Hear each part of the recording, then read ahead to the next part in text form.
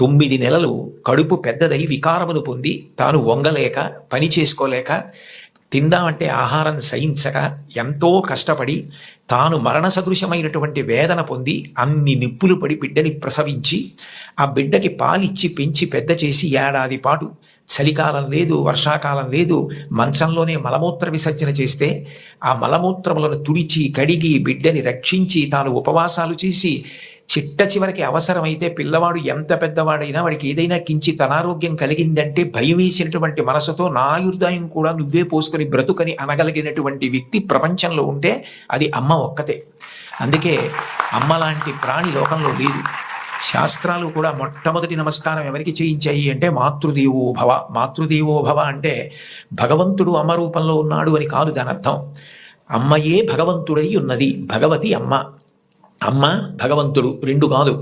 ఎందుకనంటే ప్రాణం